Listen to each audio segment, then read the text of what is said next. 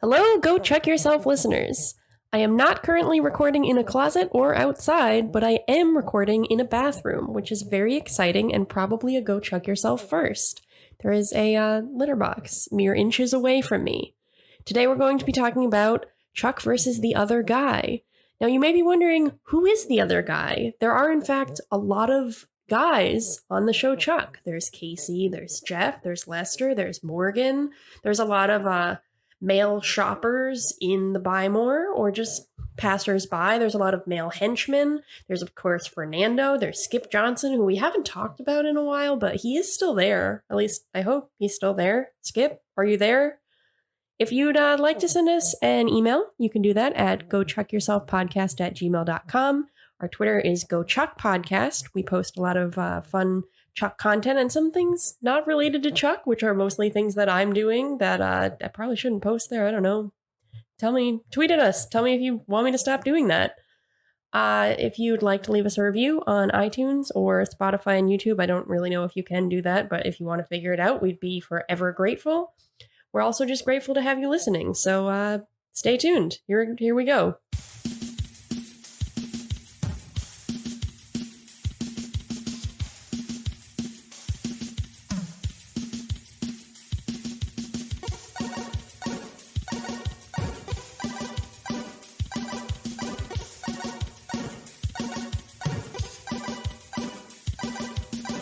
Welcome, one and all. That's right, it's Go Chuck Yourself. This is a podcast all about the television show Chuck, and I am silently having a personal crisis because I think it's strange that we do not have a tagline or a catchphrase to open the show with. Hello, my name is Chris Gillespie. Hello, my name is Erin. I have suggested to Chris that we use this space to kind of come up with a tagline or catchphrase. So I'll start with how about howdy ho! Welcome to Chuck's Roundup. I just watched Toy Story 2 last night. So we'll write that one down on the whiteboard. Great. Howdy ho! Welcome to Chuck's Roundup. So I like it because it is friendly. It seems to be greeting the listener. It does imply that the show is called Chuck's Roundup, which it is not. But that's fine. I don't know. I just feel like there's got to be. I just want to say, like, you are listening to Go Chuck Yourself. It's the blankety blank blank. Just like a quick little log line. It's the rootinest, tootinest cowboy in the wild, wild west. I really set myself up for that one. I don't believe that. I can't believe that I didn't see that coming. Yeah, that was really good. Okay, so what's like a famous line that has like, okay, like I did. Have they said yippee-ki-yay, mother chucker in Chuck? I feel like they said yippee-ki-yay at some point, but I feel like the mother chucker is not something that we use enough, and I feel like maybe that's like a fertile ground. You feel like the mother chucker is fertile? Yes, like a mother would be. True. I stay away from the mother chuckers because I feel like it's, I don't know. Is it cliched? Is it dumb? Is it obvious? That's a good point. Into it more. I remember as a teenager, there's a character on Gossip Girl who is named Chuck, and someone called him a mother chucker, and I thought that was the funniest thing in the world as a teenager. So, if you want to appeal to Erin as teenager, you should lean into it. I have only seen maybe like one episode of Gossip Girl, but I know that there's a character called Chuck because whenever I try to find Chuck GIFs, he comes up when you search hashtag Chuck or a Chuck GIF. So we don't have a catchphrase yet, even though we are halfway through the series. That's fine. We'll figure it out. Yeah, if you have any suggestions, we're good. You can tweet at us. Maybe we'll leave this up to our fans. We'll say it. Just tell us what to say and we'll say it. We have no principles. Listeners of the show know that. That's fine. In this episode, we're talking about Chuck versus the other guy. Not Chuck versus the other guys, which I believe is a Mark Wahlberg film. Yes, and I was waiting for you to make that joke. It happened way sooner than I thought it would, but I'm glad that we got it out of the way. Erin, I understand because I follow the Go Chuck Yourself Twitter page, which is, of course, at GoChuckPodcast. Make sure you follow us for Chuck-related content and updates on this particular podcast. I noticed that you tweeted recently that you had visited a important location from the Chuck universe. I did. I attempted to. Mm-hmm. Last weekend, my boyfriend took me on a scavenger hunt of LA because he pointed out that much like it's weird that we do not have a catchphrase. He found it weird that I do not know my way around Los Angeles, despite having lived here for almost 2 years at this point. So he took me on a little scavenger hunt, so I got to see the beach. I got to see Manhattan Beach, which is not in Manhattan, it's here. I got to see Long Beach, a lot of beaches. We went to see the Korean Friendship Bell, I believe is what it is called, which is very, very cool. I would highly recommend it. If you're in the Los Angeles area now, you can go. It is like open as long as you like maintain social distancing, and you should wear a mask. I don't think it's required, but if like probably should do it unless you're a baby who would choke on a mask. But that's cool. But this bell is located in San Pedro, which as we were driving through and saw the Welcome to San Pedro sign, I thought, that name sounds familiar. And I did a little bit of Googling, and it is the location of Cabrillo Beach, which is where the two...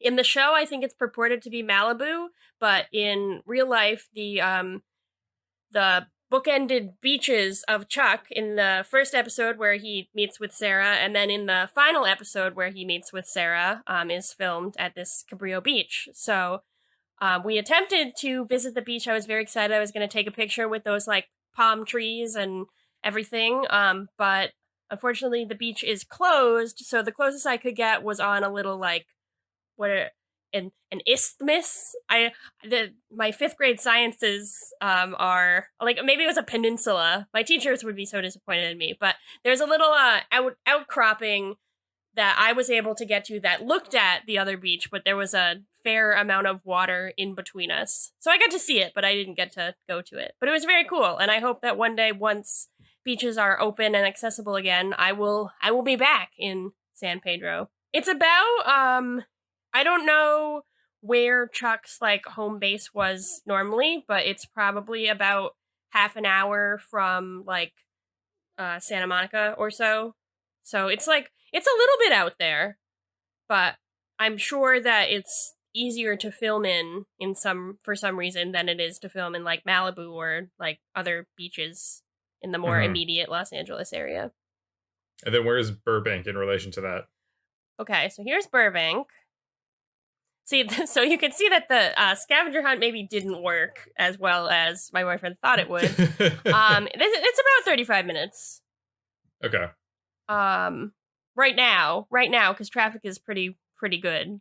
Traffic is non-existent. Yeah. Even with no one on the roads, It's 35 minutes. Yes. There's a reference in this episode to an area of Los Angeles called Woodland Hills. I heard that reference. Do you know where that is? I know where it is. I don't really know, like, because they talk about it a little disparagingly of, like, hanging out with, like, Jeff and Lester and Woodland Hills is, like, a bad thing. I don't really know. I would have to talk to some of my more, like, Angelino friends about what the deal is with Woodland Hills. I just know, like, the general area of where it is. So. And to be fair, you also you work remotely for your regular full-time day job. So it's not like you're some complete idiot who is out and about the streets of Los Angeles all the time. You really do not have, especially now, much reason to be exploring. Thank you. I really appreciate things, so. You're really helping me out emotionally this episode. I hope I can do the same for you. Okay, well, let's find out, because there are certainly a lot of emotions in this episode. There very much are. So here's something I can do for you. Is the shot of Shaw and Sarah against this like huge tile wall? Is that called a long shot, or is that a wide shot? So we start with this possibly it's a long shot. I think it's a wide shot. Okay, it's a wide shot. It's very good. It's like a huge wall, and Shaw and Sarah are like very small up against it. It's like white tiles, and they're both wearing black. It's very cool. I thought that whoever is the DP for this show or for this episode did a great job, and I would like this as my computer background. That's my first note. It was very important. But what's actually happening in the plot, it's not just about them walking against walls. Shaw is leading them to break into what's supposedly a ring facility. I don't really know what it is. It's like a warehouse. He tells Sarah that the ring's most senior operative might be behind that door. Sarah unlocks said door with some kind of gadget, and she asks Shaw to cover her, and we see him lift his gun and point it at her. Oh no! We cut to the Bymore, where Chuck is looking for Casey, presumably to tell him that Sarah is in grave danger. You might remember, what's happening here, you may remember from the last episode, is that Shaw saw a video of Sarah killing his wife. So Shaw is probably upset. We don't know, but he has Sarah in his clutches. What are you laughing about? Shaw's a little miffed. He's a little bent out of shape that Sarah killed his wife. Yeah, just a little. Like it's an inconvenience for him. Yeah, he's like, I'm kind of upset about it, but I think it would just be kind of awkward to bring it up. Yeah. So he's kind of just, it's stewing with him. Yeah. And we're at the Buy More. Chuck is looking for Casey. Morgan comes over wanting to be a part of Chuck's spy mission, whatever it may be. Chuck asks Morgan to help him find Casey. Morgan does. Then Chuck runs off, assuring Morgan that he is now a spy. And I hope Morgan doesn't blow that out of proportion. Back in whatever this ring lair or whatever it is, Sarah is navigating into some kind of warehouse space that's playing the video of Shaw's wife on loop. Sarah sees it, then she sees the footage of her killing Shaw's wife, and she's like, oh my god. Meanwhile, Chuck is explaining the situation to Casey, and a reluctant Casey gives Chuck the name and number of Colonel Sanders, who is some type of military figure who Chuck is not supposed to make fun of his name, and this Colonel Sanders will provide Chuck with tactical support. Colonel Sanders, basically, it seems, is the equivalent of if you're playing like a game, say like Grand Theft Auto, and there's a cheat code that gives you like unlimited weapons and access to body armor and vehicles and whatever. Colonel Sanders is effectively that for Chuck, because Chuck all of a sudden, seemingly in a matter of minutes, has his own SWAT team. There's other weapons and other vehicles that get involved. There's a tank. There's airstrikes. It's basically magic. Yeah. Cheat code is a good comparison for this. So Shaw is coming up behind Sarah with his gun drawn, and Chuck is leading the SWAT team into the facility. I thought it was a really nice moment for Chuck because he's very clearly their leader. He's giving orders, and he says, I'm going to go in first and all that. I thought it was a good, like, kind of a hero moment for him. Mm-hmm. Unfortunately, it's turned on its head pretty much right away because Sarah turns around and sees Shaw with his gun, and he immediately lowers it. She asks why the ring would have a video of the worst day of her life, and Shaw says it was his too. At this point, Sarah finds out the footage is of Shaw's wife, which she didn't know before, and she's like, oh my god, I killed your wife. But Shaw tells her it isn't her fault, and they hug. Chuck sees this, and then they see Chuck, and Chuck has to kind of like eat crow because he calls off his tactical team and the airstrike and a tank. But is Shaw actually as okay with everything as he seems? Chris, any thoughts? I mean, were you convinced? Even if he says that he's okay, I think they should probably still separate him and Sarah for at least a little while. Well, that's what Beckman thinks. Oh no, I'm starting to think like, Beckman, this isn't good. In Castle, Beckman yells at Chuck for calling in the airstrike, asking who gave him that authority. She says the bill is longer than her copy of Atlas Shrugged, which of course she's into Rand. I was not surprised by that. Beckman tells Chuck he's not ready for Rome, but then Shaw and Sarah come in, and Shaw says he would have done the same if he had thought someone was going to murder a member of his team. Beckman, like Chris, suggests disbanding the team because there's no way they can all still work together, but Shaw and Sarah insist they'll be okay, and they'd both like to work to take down the ring. Beckman is like, well, okay, and Chuck is kind of dubious about it as well. Seems like an HR nightmare to me, but... Yeah, so this is not, this is going to be a theme for me, this episode, but this is not how I thought this episode was going to go. I really expected them to drag it out a lot longer of, like, Sarah not realizing why Shaw was mad at her, and I did not expect, like, I thought from the get-go Shaw was bad now, and there wasn't going to be this turn where he convinces Beckman that he's good. Like, I was surprised. I didn't really know, like, where my footing was, and it was kind of delightful, because I didn't know what to expect next. Yes. So the season of Erin is alive and kicking in this next scene, because it's pretty great. We're in the Buy More, and Morgan is crying in Big Mike's office. Big Mike rushes in to see what the matter is. Apparently he was at the cooking station. He has like a spatula and an apron. I don't know what is going on. Maybe it's more gumbo. I thought it was more gumbo. I don't know if I was just projecting that or if he said gumbo. No, that makes sense. He asks Morgan what he's so upset about, and Morgan says he's quitting. They have an absolutely delightful conversation where Big Mike is super supportive of Morgan. Morgan tries to hug Big Mike, but Big Mike says he can't show emotion or the other employees will start to try to overtake him. But he has a tear in his eye, and I thought that was really nice. Looking on from outside the office, Jeff and Lester are trying to figure out what's going on, but Casey sort of has a guess. Jeff and Lester tell Casey he can be a part of their crew, but he's not that interested in that.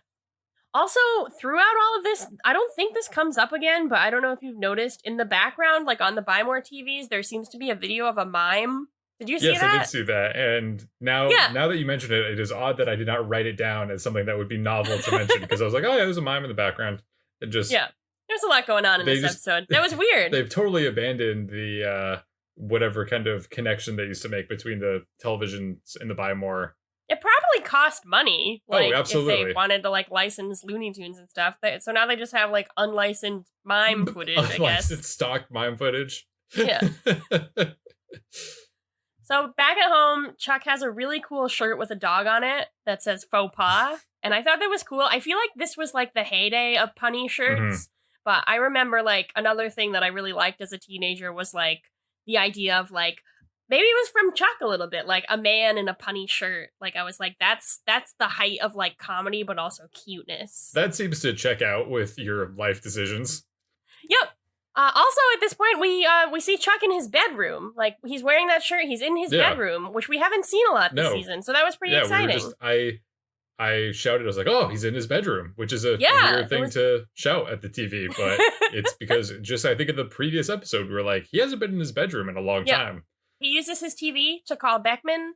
She tells him it's not a good idea for him to speak freely, but he does it anyway. He has concerns about Shaw's emotional stability, but Beckman is an ice queen and is like, Shaw's a professional, which you are not. She says she's going to pull Shaw and Sarah back to Washington and leave Chuck behind in Burbank until she knows what to do with him. Case closed, and Chuck is sad. I feel like for a while, we were complaining about the absence of Beckman, but now that Beckman's back in full force, I'm kind of like, hey, you could go. That's okay. It's kind of irritating. Yeah, she was, she's an obstacle pretty much in this episode. She's an obstacle. So at the Buy More, Morgan is cleaning out his locker. I think in a couple episodes ago, I was trying to figure out whether the locker with the Comic-Con sticker was Morgan's or Chuck's, and in fact, it is Morgan's. For all of you who were worried about it, that's the answer.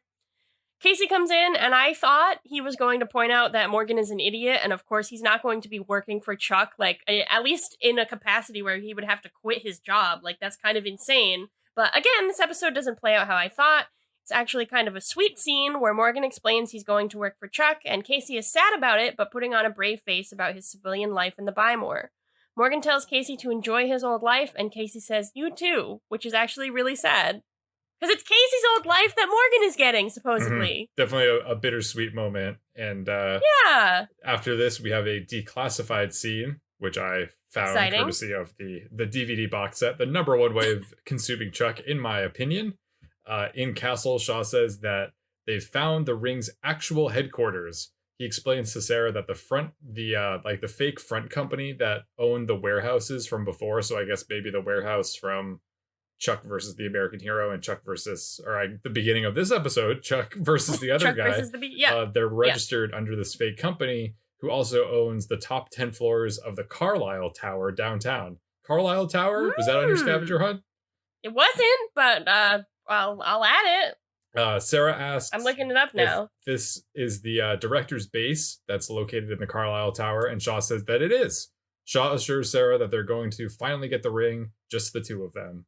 I don't know about just the two of them. That's kind of weird. Like, Chuck should be involved, I feel. Well, Shaw's really trying to get some one-on-one time with Sarah, if you know what I mean. That's true. I mean, who could blame him? Yeah.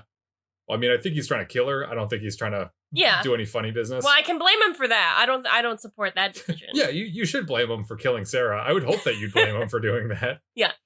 In the scene after that, Morgan enters him and Chuck's apartment. He's going to tell Chuck that he quit his job, but instead he finds Chuck. I couldn't tell what he was playing for the longest time, but it is Guitar Hero 5. Mm-hmm. Chuck is drinking whiskey and playing this game, despite the fact that he doesn't seem to have a guitar at this point. I don't know if it was if you noticed one, but it seems like he just has the menu screen on and not a guitar. Well, I don't know if you probably don't have experience with this, Erin. So let me school you about the dynamic of drinking and playing a Guitar Hero or Rock Band style video game. It starts out pretty fun. You're riding the high, your first few beers. I don't usually tango with the hard alcohol like Chuck is doing here, but then eventually after your first few songs, you start to taper off, and then sure enough, you find yourself sitting on your couch, kind of just staring at the home screen because you don't really have it in you to keep going. Okay, so that's some insight into Chuck at this moment. Thank you, Chris. Happy to help.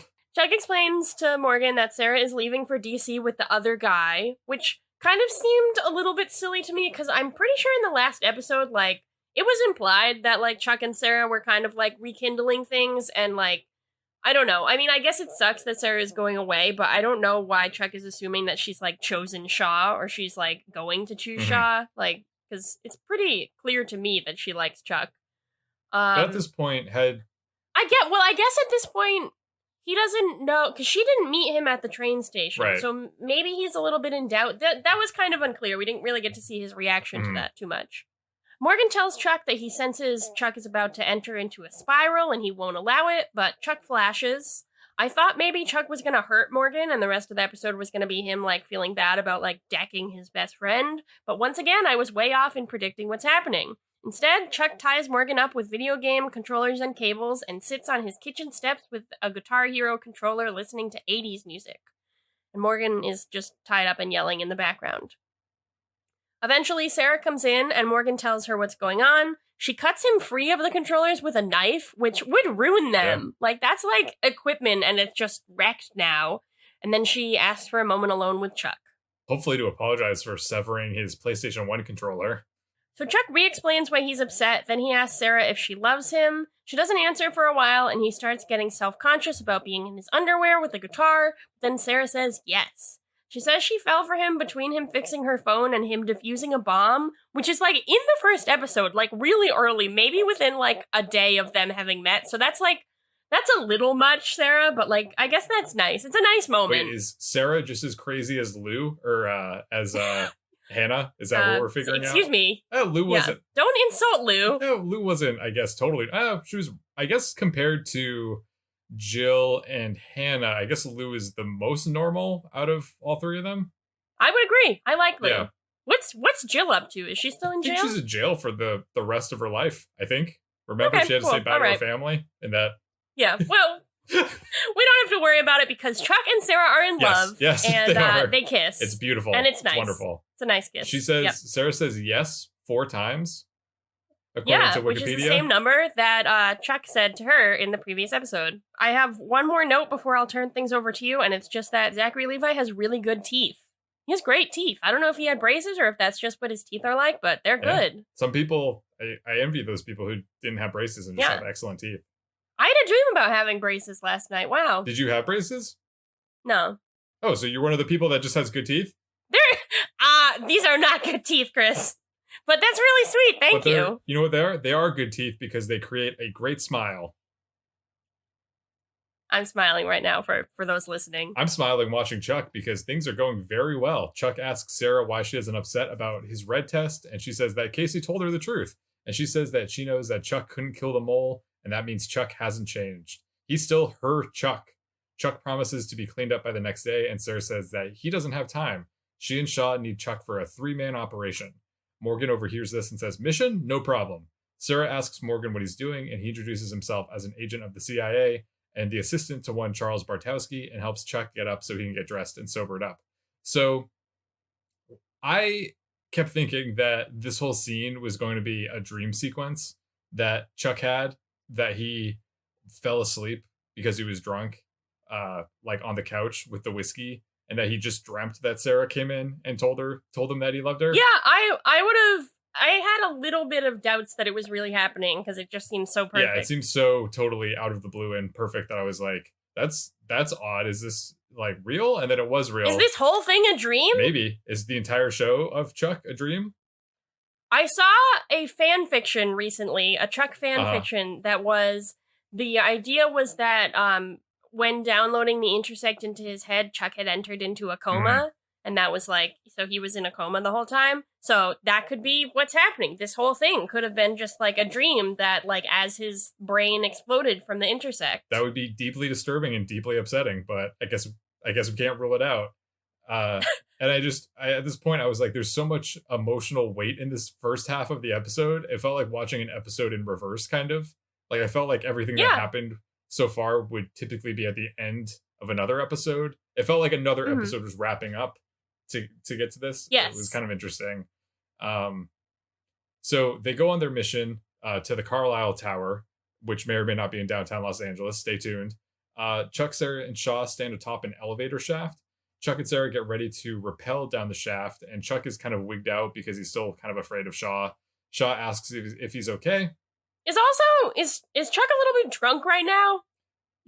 Or has he sobered up? Like, what's the implication here? Chuck said that he sobered up a little bit by the time that Sarah had come in, but I would imagine he's probably still a little buzzed. Yeah. Well, I feel like spies just, if they're going to be on call at all hours, then they should never be drinking. Like, that's my rule. Wow. If you're a spy, you should be abstaining from alcohol. We got Commander Wet Blanket over here. But, like, if you're going to be called into a mission, like, he's rappelling down an elevator shaft, much like they do in Toy Story 2, actually. And he's drunk. Like, you can't do that while drunk. Okay, Erin, let's bring it out in the open. Are you just trying to be passive aggressive about the time that I drunkenly went and hosted the radio station in college after being out partying and got called in to do the radio station?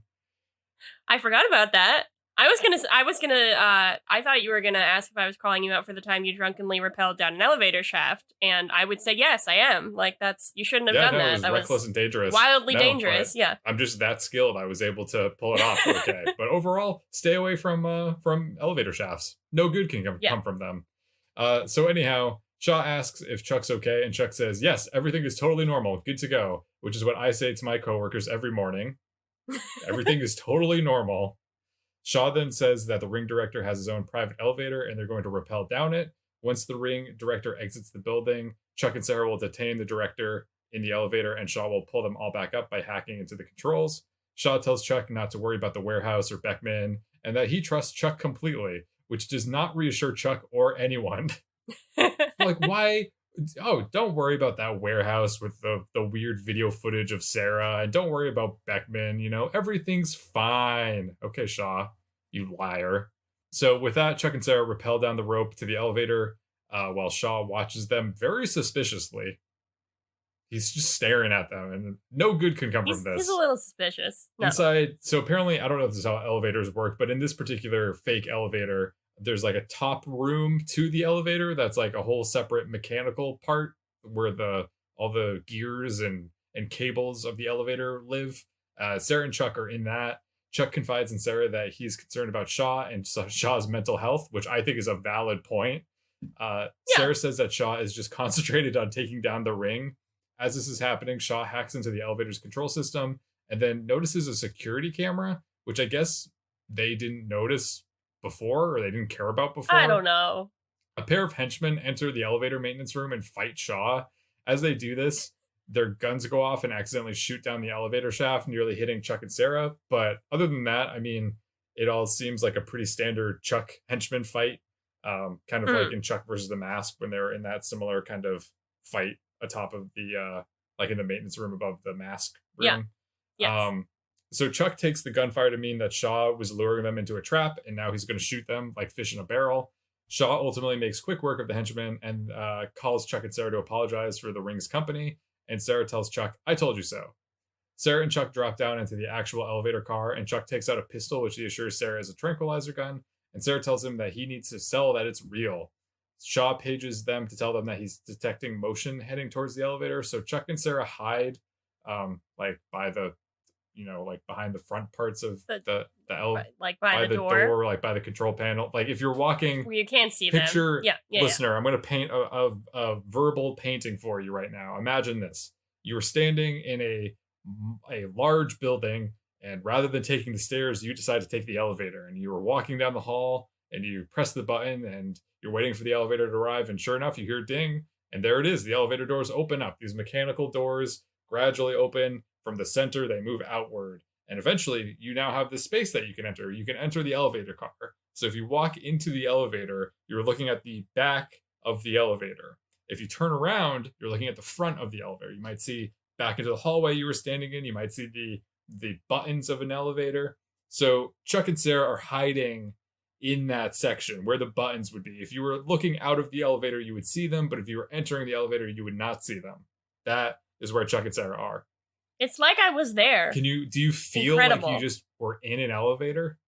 I really do. You should do like meditation tapes. It should. All about elevators. There's nothing more relaxing than being in a steel box that could drop at any moment.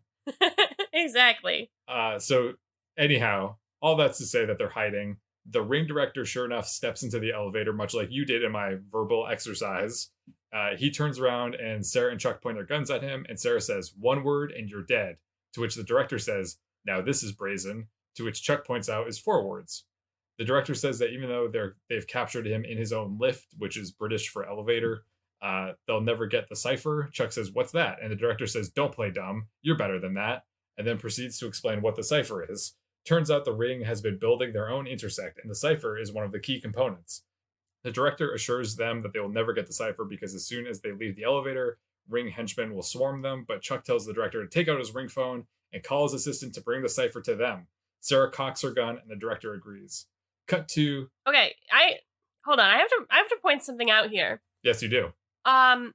Chuck says, "Call your assistant and tell him or her," and then Sarah says, "Tell her." Like, Sarah, I think that's pretty uncool of Sarah to just, like, at least, like, Chuck is assuming that it could be someone of any gender, but Sarah is just like, no, your assistant has to be a woman. And that's not very progressive of her, and I'm a little disappointed. All right, carry on. Cut to his assistant, who is in fact a woman. Her name is Denise. She approaches the elevator with the cipher in hand. Denise gives the director an update on various other ring projects they have going on around the world. And then the director asks her to text him when the plane lands in Barcelona. Denise nods, as if to say, this is a secret message. And Sarah sees this, and Sarah don't give a shit, so she pulls Denise into the elevator as well. So now they're holding the director and Denise hostage. Chuck asks what they're supposed to do with her, and Sarah says that Barcelona was a code word, and they didn't have a choice. At this point, the elevator door opens again, and it's an elevator repairman who says that someone reported a strange sound in the elevator shaft. The director looks up and shows the elevator repairman the open elevator escape hatch that Chuck and Sarah climb down through. And Chuck and Sarah have no choice but to roll their eyes and take the elevator repairman hostage as well. I thought this was genuinely very funny. I did too. The elevator's lights flicker as Shaw hacks into the elevator's control system to bring it back up, and the director says that it's all over. Sarah asks what he's talking about, and the director says, "This was all a trap. For you." And then Denise and the elevator repairman take out guns and point them at Sarah and Chuck. Sarah says that they can all die here today, because she's a badass, but the director responds that he has dinner reservations. Sarah asks if she looks like an amateur, and the director says no, but her partner does. Chuck asserts that he's a real spy, but then the director asks why he's using a tranquilizer gun then. The elevator stops at the next level, and several armed ring henchmen are waiting for them. Sarah apologizes to Chuck and drops her weapon on the floor. As she's doing this, we hear a gunshot, and the ring henchmen drop to the ground. Shaw comes around the corner with his gun and shoots Denise and the elevator repair guy in the chest. The director asks Shaw if he's still upset about his wife, and if so, he should take it out on Agent Walker. Shaw says that he's going to deal with the director himself and retrieve the cipher. Chuck and Sarah should leave, and he'll meet up with them later. Sarah says that they aren't going to leave Shaw alone, but Shaw insists, so Sarah and Chuck exit the elevator. As they walk away, the elevator doors close, and we hear a gunshot and a thud. Chuck says to Sarah, "Maybe you're right. We should wait to tell him about us." Inside the elevator, Shaw, smoking gun in hand, looks at the director's corpse, but then Denise, the elevator repair guy, and the director all stand up, revealing that this whole time they've been zombies. No, they just had like fake blood capsules, or Shaw's using a fake gun or something. The director says, "Good work, Daniel. I think they bought it." And then Shaw says, "Of course they did." And he's just dead behind the eyes. Oh. But now we have a declassified scene to lighten things up a bit. Back at the Buy More, a man wearing a hoodie smiles and is about to exit the store when he is tackled by Casey. The two men go flying over the customer service desk, and Casey roughs him up. The man pleads with Casey not to turn him in because he doesn't want to go to jail, but Casey says that he should have thought of that before he tried to steal. Casey then realizes that this is actually kind of fun and asks the man to return the next day with some more of his convict friends in order to make it more of a challenge. The man is confused, but Casey asks if he'll come back tomorrow, seriously, and lets the man go. And the man jumps over the service desk and runs away. Casey shouts after him, "You'll come back, right? I need a challenge." Jeff and Lester then approach Casey and invite him to come to Jeff's the following night for Magic the Gathering, to which Casey responds, "We're going to do magic? What?" That's cute. I like Jeff and that. Lester find Casey's ignorance endearing and promise to enlighten him the next night. Lester tells Casey to arrive at 8 and dress business casual, and the three men part ways. Back at Castle, Beckman reprimands Shaw for eliminating the director, and Shaw says that he did what he had to do in order to save his team. Chuck speaks up and says that he and Sarah would be dead if it were not for Shaw. Sarah then mentions the significance of the cipher, and Beckman says that her team has analyzed the cipher and that the ring is not as far along with the software as they thought, or like the ring is not really that close to having a completed intersect. Shaw, reading the CIA's report on the cipher, says that it seems like the cipher's components were manufactured in France. Okay. Beckman doesn't question this and says that she's sending Sarah and Shaw to Paris immediately to check out the design facility. And Sarah says that they'll be in the air within 30 minutes. Chuck asks what he should do, and Beckman says that he's not ready. Disappointed, Chuck says to Sarah, "It's never going to happen, huh?" To which Sarah says that once she gets back, it's going to be about the two of them. And then she kisses him and says, "Don't worry, just one more mission." Sounds good. I'm sure this one last mission will be easy peasy with no complications at all. Never say that. Ever. Just one more. What could go? Just one more. Wrong? You know, that's fine. Back at Chuck and Morgan's apartment, Chuck enters and Morgan says, "Look at you. I take it you and Sarah are official based on basically nothing." Why do you think Morgan said this? Chuck seems happy? I guess, but he just got, like, he was just told that he can't go to Paris with Sarah and Shaw, and he's concerned. So, I don't know, maybe Morgan is just so confident in his friend that he assumes because Chuck went and talked to Sarah, that means. Or maybe he saw them kissing the other, I don't know. Anyhow, Chuck goes to the refrigerator and retrieves a seltzer and tells Morgan that Sarah's on her way with Shaw to Paris, and Beckman doesn't think Chuck is ready for the field, but besides that, everything is fine. Morgan asks how everything could be fine since Morgan quit the Bymore to work with Chuck in the field. Chuck is perplexed by this, and Morgan feels like an idiot because he realizes that Chuck never talked to Beckman about Morgan joining the team because that's ridiculous. Chuck says that once Sarah gets back from Paris, he promises he'll talk to Beckman and everything will be fine. But Morgan is much more pessimistic and says that Shaw is going to impress Sarah again, and Chuck is going to spiral into depression. It's okay, so he does say Chuck is going to spiral into Guitar Hero Oblivion, which I wrote down as a possible good band name. Oh, that's a very good band name. Maybe? Especially for a Guitar Hero band. Yes, I agree. Yes. I also, like, I get why Morgan is upset here, but it's also, like, I felt like he was being a little bit of an asshole. Like, because I don't know why.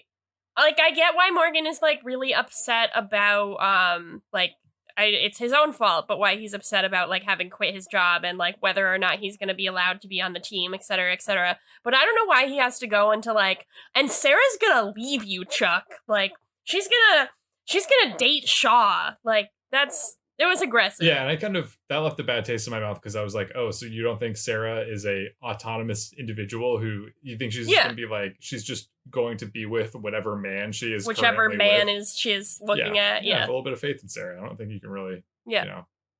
So anyhow, yeah, it was a bad moment for Morgan. Morgan's a little upset. Maybe he said some things that he doesn't mean. Who knows? Yeah. Chuck, for some reason, comes to Shaw's defense at this moment and says that Shaw is exactly who he says he is, a hero. Morgan doesn't agree with this and says that Shaw is a stud and that 9 times out of 10, the stud gets the girl. To continue to prove how much of a badass Shaw is, for some reason, I don't know why Chuck is doing this, but Chuck decides to take out his laptop and show Morgan his illegal copy of the security footage from Carlisle Tower. I like what they do with this, but it is admittedly very weird. Like that Shaw made that Chuck has it. Like, I don't know. It's weird. Yeah, things are going to get pretty strange.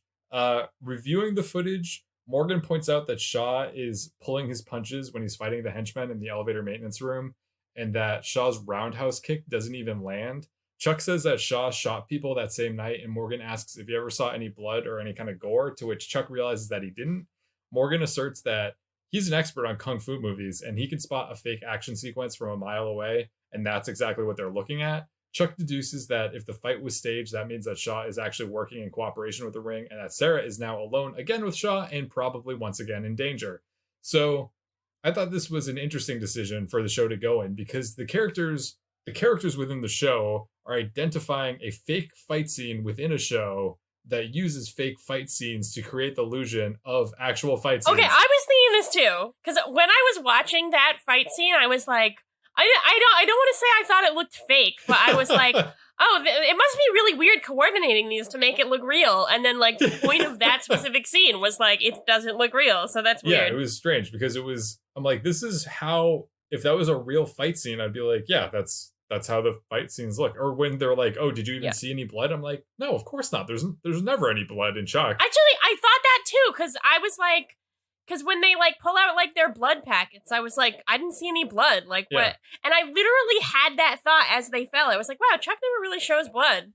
So it's weird that we were both thinking these things in this episode specifically. Yeah, I mean, it just kind of, it is bizarre because it's like they weren't exactly breaking the fourth wall, but I feel like they were knocking on it a little bit. Yeah. I'm like, well, why? You shouldn't be pointing out how fake the fight scene looks, because that all your other fight scenes of people are going to be, I don't know. Yeah.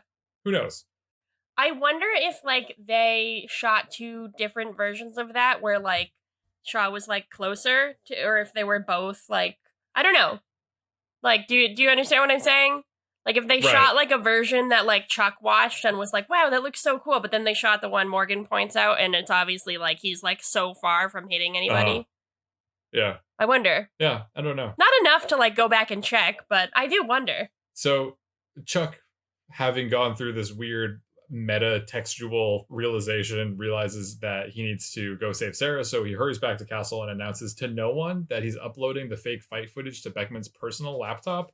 Chuck then calls Beckman on her personal computer, which she evidently keeps propped open on her nightstand while she's sleeping. It was, yeah. Literally, I don't know what it's like to be a general.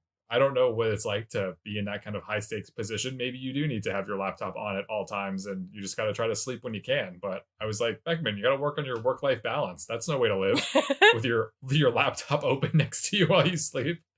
Yeah. Chuck wakes Beckman up and tells her that Shaw is indeed working with the Ring.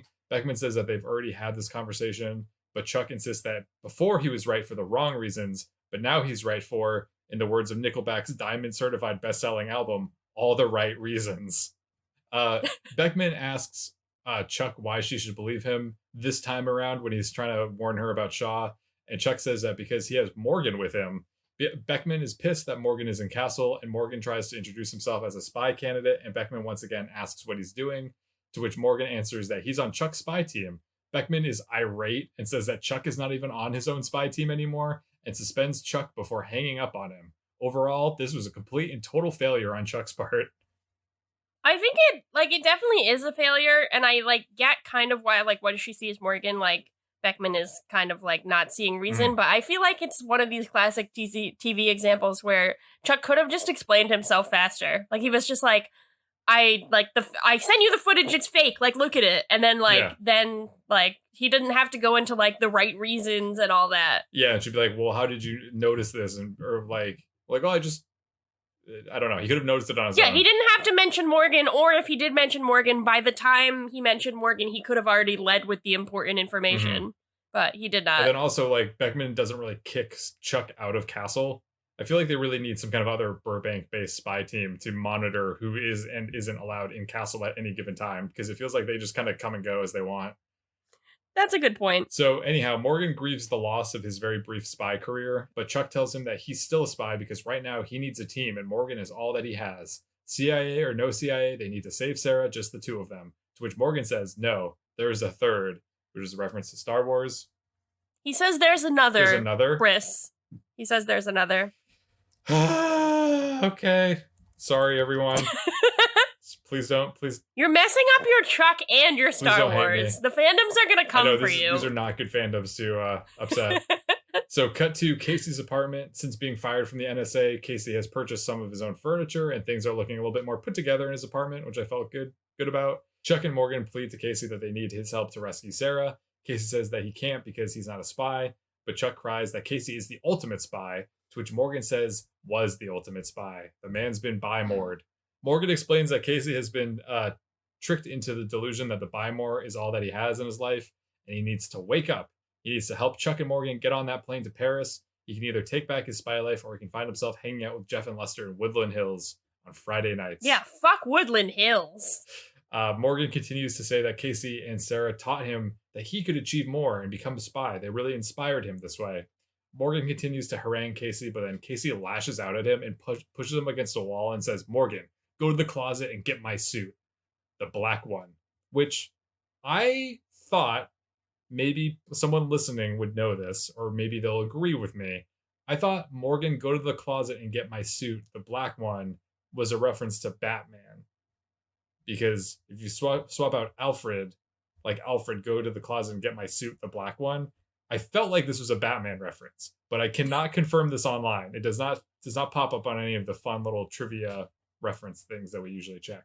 Okay. So Chris has alienated the Chuck and Star Wars fandoms, but he is appealing to the Batman fandom. So Batman fandom, please help us. Please, Batman fandom. I'm newly on the market looking for a fandom to belong into. I'm really great. I make really good chocolate chip pancakes.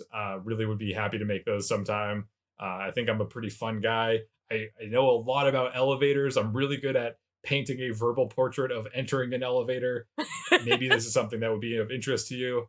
I've played Arkham Asylum, played Arkham City. I have Arkham Knight. Haven't opened it yet. I've owned it for probably almost 3 or 4 years at this point, but I will play it. And please love me, Batman fans. Something I want to note here is just that Casey has Special K in his apartment. He has a lot of Special K. I noticed that as well. Maybe he's doing the Special K challenge when that was What kind thing. of Special K do you think he has?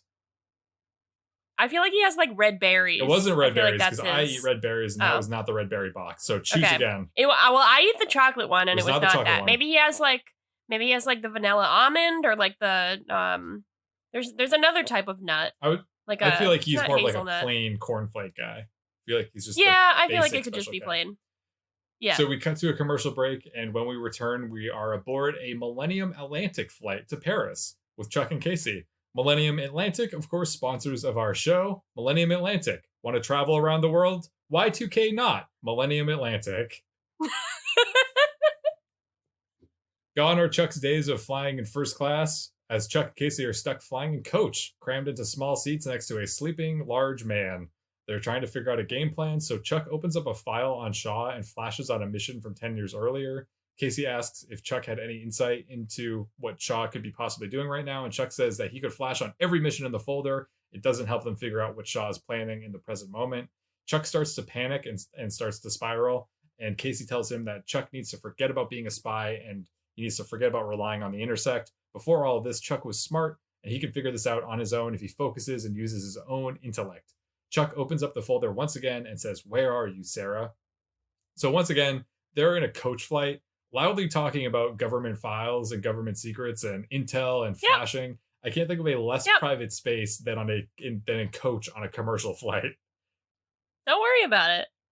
So in Paris, Shaw and Sarah are walking arm in arm. It's obviously a set. It's not, but like, it looked fine. I was in the moment. It wasn't like as bad as the Prague set at the beginning, I feel. That's good because it's probably the same exact set. Yeah, that's probably true. Sarah realizes that Shaw has led her to the place where she killed Evelyn. Sarah pulls out her gun because it starts to dawn on her that maybe Shaw is not as okay with everything as he seems. And Shaw says, "You killed my wife. Did you really think I'd be okay with that?" You could probably do a better Shaw. No, I think that was awesome. Thanks. He does really good, like, I say face acting all the time, but like it was very cool because he was like sad and he has like the kind of dead behind the eyes, but he's kind of got like a little smile, but like an evil smile, but not like an evil gleeful smile, but like a smile where it's like you're really angry and it's just like your face is. It was really good. It was like very bitter. It was really good. I said a lot of times, like, I like Shaw, like as a character, not as a person, but like I like him. I know people don't like him as a villain. Maybe his motivations are weird, but I like him. I'm on board with Shaw. We see someone walking by in the background. Then we find out that Sarah has been tranked. She drops her gun, and the ring director comes out. Oh no!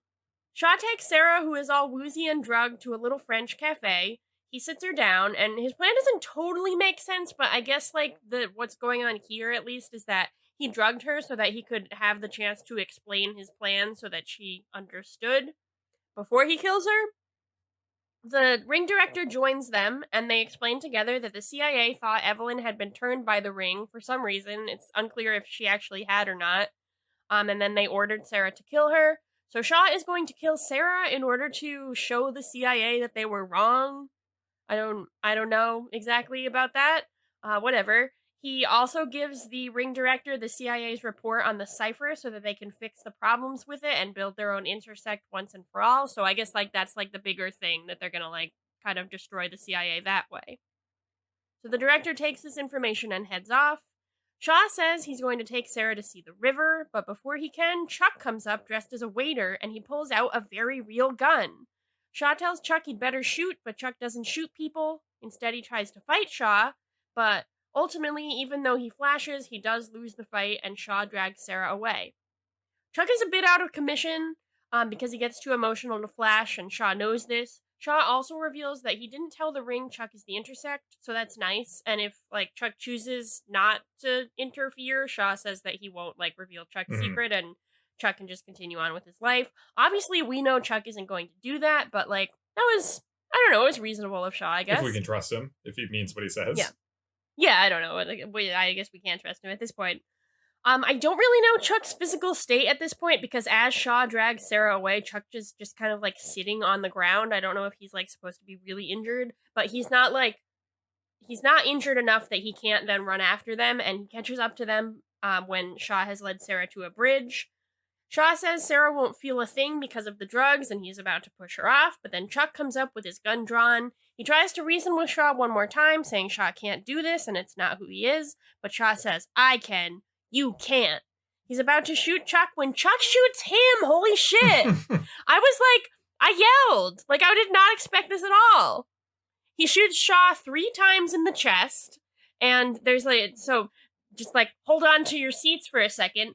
I don't know the physics of this because he wasn't really near the edge of the bridge at that point, but Shaw kind of stumbles, so he's gonna fall off the bridge because that's more dramatic. And he grabs Sarah by the wrist, so he's about to pull her with him, but then Chuck runs over and grabs Sarah, so they're kind of like a human chain of people just hanging off a bridge. But Shaw has been shot in the chest, so he is dying, and he lets go of Sarah's wrist and he falls into the river, which is a huge height. We see another wide shot, and he just falls from very high up. And then Chuck and Sarah are safe. Yay! That was it. They're okay. That's it, yeah. It was very dramatic. It was. Very cool. I mean, I don't condone death and murder, but in this fictional medium, it was great. Chuck was doing it out of defense. He had to protect Sarah. He had to. He had no choice. Yeah. So that was cool. So we cut from that dramatic moment to a rather fun one, where Casey calls Beckman, who is very sassy to him at first, but then Casey reveals that he has captured the ring's director. Beckman asks what Casey wants for him, and Casey says full reinstatement, a new Crown Vic, and something else. We move on to the Bymore, where Morgan is asking Big Mike for his job back.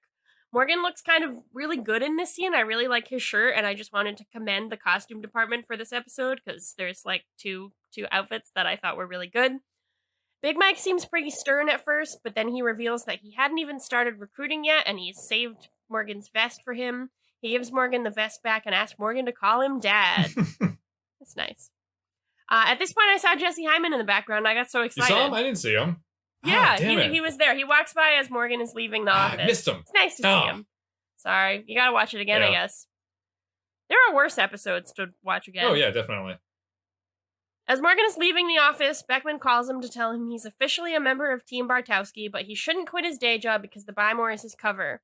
Do you think he's gonna get paid by the CIA now, in addition to the Bymore job, or do you think he's just unofficially a member of the team, or what is this? What does this I don't mean? know. It's really unclear who gets paid by the CIA, when they get paid by the CIA, if they get paid by the CIA. Yes. Yep. Really uncertain. But Morgan's pretty excited.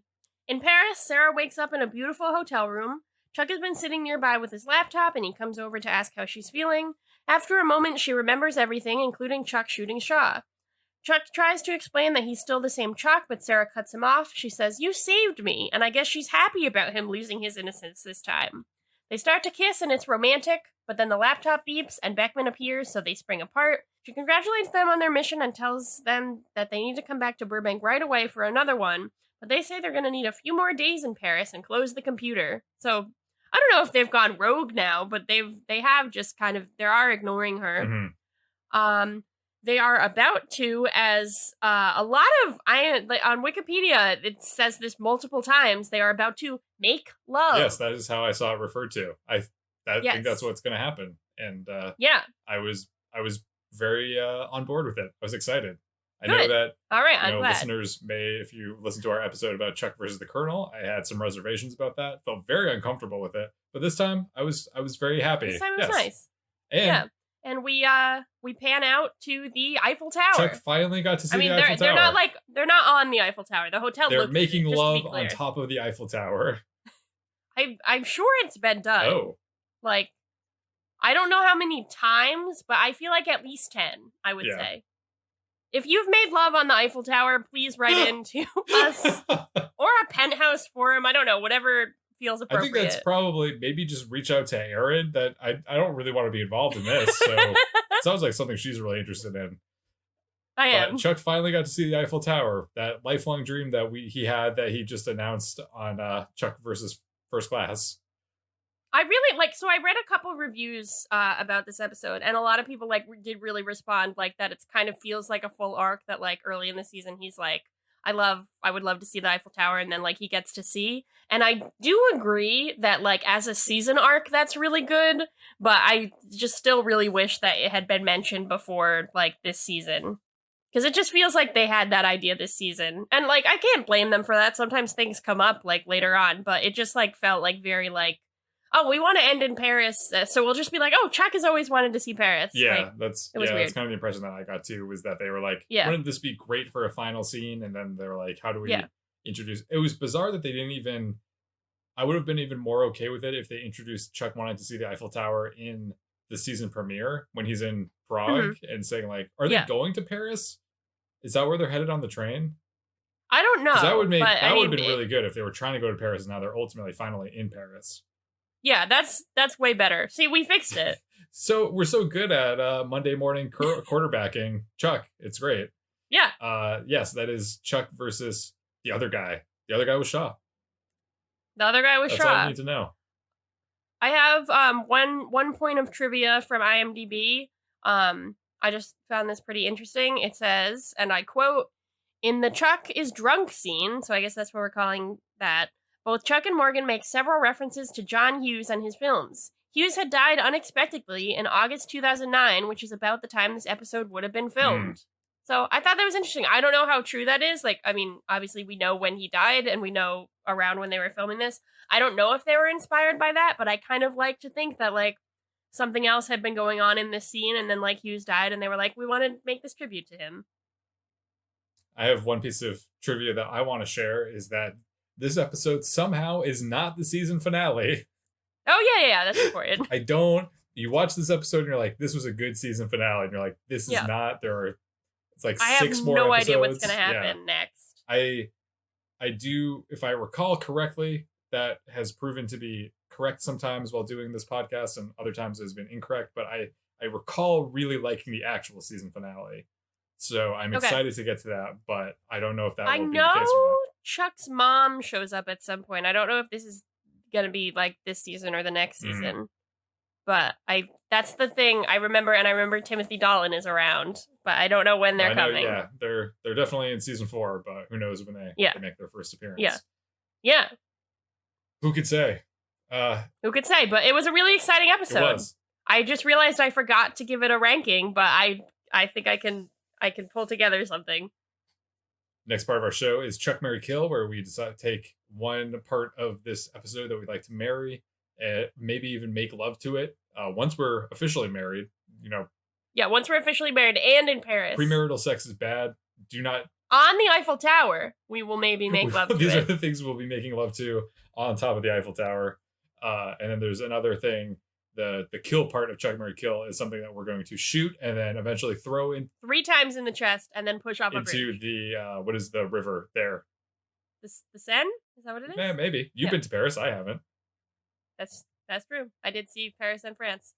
Someone's underpants? Yeah. That's what I was trying to say. I see London, I see France. Sorry, I'm not up to date on my nursery rhymes? I think I made that joke. Schoolyard chants? I made that joke the first time. Yeah. Okay, good. I'm just such an idiot. Anyhow, Chuck, Marry, Kill. Erin, what would you like to marry and ultimately fornicate with on top of one of the world's most recognizable landmarks? I really just liked the whole ending of this episode.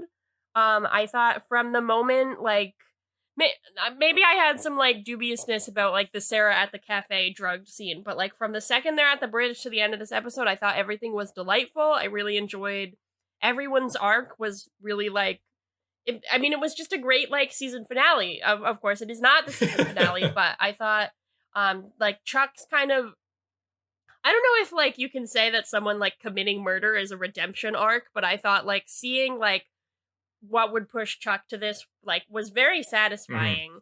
I thought that Shaw was like appropriately sinister, but also still kind of the Shaw that we have seen throughout the season. Like he kind of fulfilled that balance for me. I thought that the Morgan plotline was pretty well resolved. I thought the Casey plotline was well resolved. I liked seeing Chuck and Sarah. So I just think like the last like whatever like 10 minutes of this episode were just like great, and I would like to marry all of them. That's going to be quite the orgy on top of the Eiffel Tower. Yeah, it's gonna be fun. It's like what is like a hold on, I'm gonna get there. What's like the thing where it's like dancers and it's like a flash mob. We're gonna be like an orgy flash mob on top of the Eiffel Tower. We're gonna have a sexual flash mob where people are just going to all of a sudden start having sex with one another. And be like, surprise! Are you surprised? I feel like that's happened before too, at least 10 times. If you've ever done that, right to me, I guess. I would like to marry. I really enjoyed the third act of this episode, like Erin did, but I really wanted to marry the elevator scene. Where Chuck and Sarah keep having to add more people to their group of hostages. Oh yeah, that was so funny. The absurd comedy fan part of me wanted this to keep going and going until the elevator was like uncomfortably packed with ring agents, like Captain America. Yeah, but more packed than that, like so uncomfortably like busy rush hour New York subway levels of being packed, and I don't think that would have made sense from a show standpoint. But I wish they went there. But I still think it was a fun scene, and it was really kind of a good balance for such a dramatic episode, because there's obviously the first act is pretty dramatic, second act or third act is very dramatic, and then the second act I feel like was good, a good balance for that. Absolutely agree. I think for my kill, I think that the recording of Shaw, and like I like the payoff of Morgan recognizing that it's fake, but I thought that was just very confusing of like why Shaw had made that and why Chuck was so interested in it and why Chuck used it as proof that Shaw was a good guy. I thought that was just like a little bit confusing and clunky, and I wish they had done something like a little bit less so to get to the point where Morgan, like, I don't know what they would have done. I feel like maybe it's kind of like a weird, I don't know. Do you have any ideas? Like why Morgan would have that footage and would be able to recognize it? Like, what if, okay, this is just like off the top of my head, but what if instead that scene had been in Castle and they, like Morgan like sneaks into Castle because he knows where the secret entrance is. So maybe Morgan sneaks into Castle because he's like, okay, Chuck, I'm ready for my first mission. And then he sees that, like he sees the recording of that. I still don't know why they would have had that recording. Maybe they pulled the recording because they took it off of the Ring servers. So they had the recording somewhere and like put it in a case report, and they had it. And Morgan comes in and he sees like, oh, last night's report or whatever. So he's going through it and he watches the video, and then he recognizes it as a fake fight, but he doesn't say anything. And then the next time he sees Chuck, he's like, oh yeah, it's kind of like how you guys staged that whole fight with Shaw with those henchmen that he clearly wasn't fighting. And then Chuck's like, what? I think that would be good. And then that would cut out the like, instead of Morgan being kind of like whiny, it could be that Morgan was like went to help Chuck, and now instead of being like, oh, we'll never be spies, Morgan would be like, okay, here's how we get back in with Beckman is this. Like that would be a lot more proactive. So we fixed it. Again, Monday morning quarterback, which is not a phrase that I'm familiar with, but I like that you introduced it. I know, we're not football fans, but that's what they say is when you say what the football players could have done differently on Monday morning is oh, I understand. Like backseat exactly. driver. That's what we're doing. That's what this whole podcast is about. Is just we know we're into football. We know Michael Strahan. Yeah, we know Michael Strahan. We're in.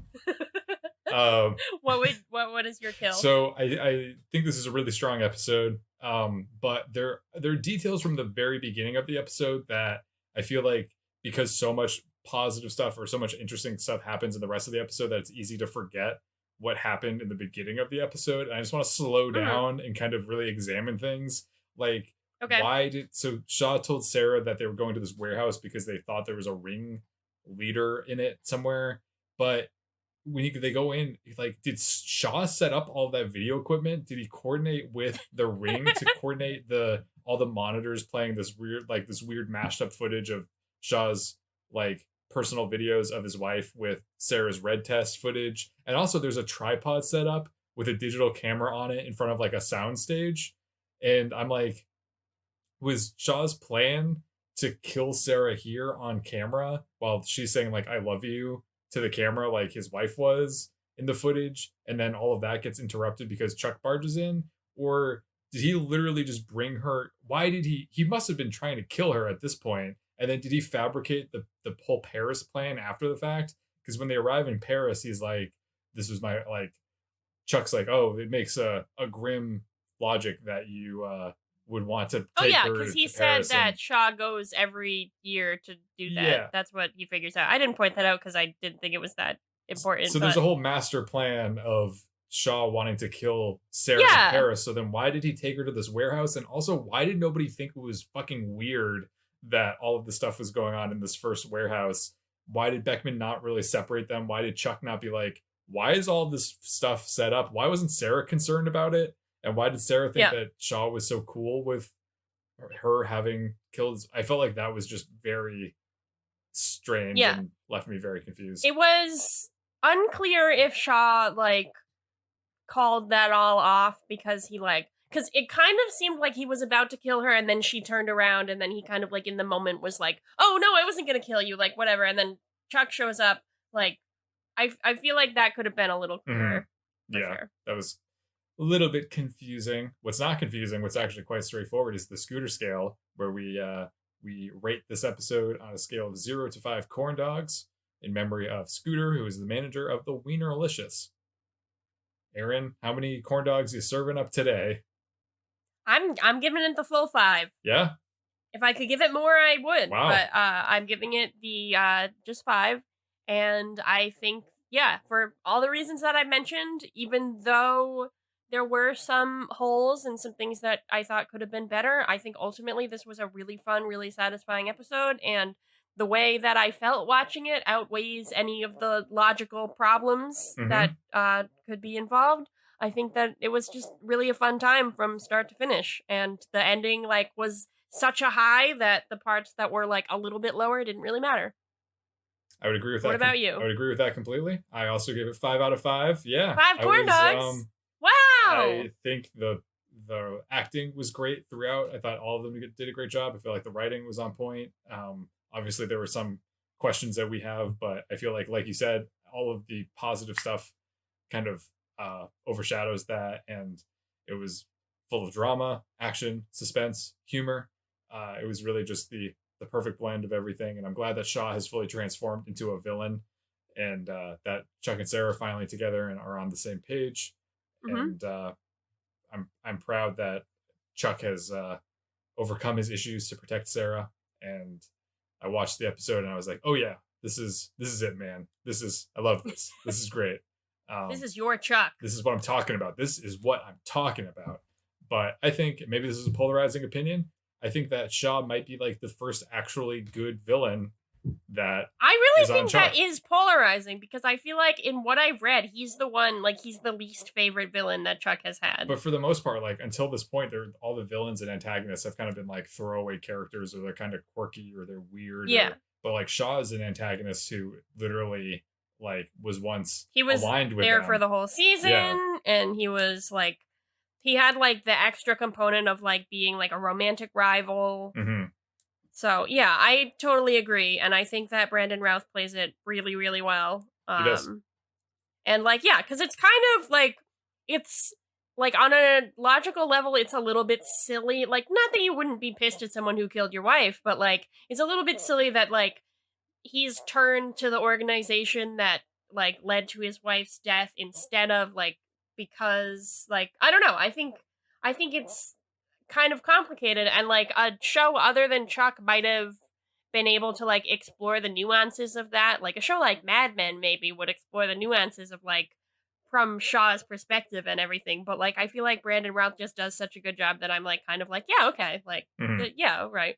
And I like that he's a villain, but not it's not just that he's evil. I feel like that's so many the Ring director, we don't know anything about him. It's just that he likes to be a bad guy, and he just is bad. But Shaw is turned bad, and I thought that was just interesting. Well, it's the classic kind of antagonist thing where it's the antagonists don't view themselves as the antagonist of their own story. Shaw believes that he's the protagonist and that he needs to overthrow the CIA. But that he's kind of he lived long enough to see himself be the villain. Exactly. No, that's a reference to Batman. See? Yeah, Batman. Let us in. I know all about Batman. You're not invited to Batman. Batman's my thing. Oh, I'm sorry. Okay. Yeah, stay out. Stay out of the Batcave. No girls allowed. No girls allowed in the Batcave. Fortress. You will have fun in your Fortress of Solitude then, Chris. Oh, it's a Superman thing. Oh, you're right. Do you have anything else in the DC universe you'd like me to mansplain to you? I've been watching the Harley Quinn show. There's a Harley Quinn show? There's a Harley Quinn show, and it's very violent.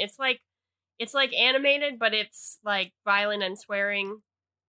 And she's really cool. Really cool. She says fuck a lot. Whoa. Yeah. It's kind of, it's like Birds of Prey, but a cartoon. Oh, that's good. Thank you for describing the show I haven't seen by using a movie that I haven't seen. I was female explaining to you. You were. You really were. Girl-splaining? Is there... Well, there's not a term for that because it's done so infrequently, but... I don't think that's the case. Anyhow, my name is Chris Gillespie, reminding you that food, like Daniel Shaw himself, is sexy. I'm just so distracted to think about how sexy Daniel Shaw is, but my name is Erin, letting you know that anything is possible. I'd like you to play us out by doing another elevator exercise, maybe? Of course.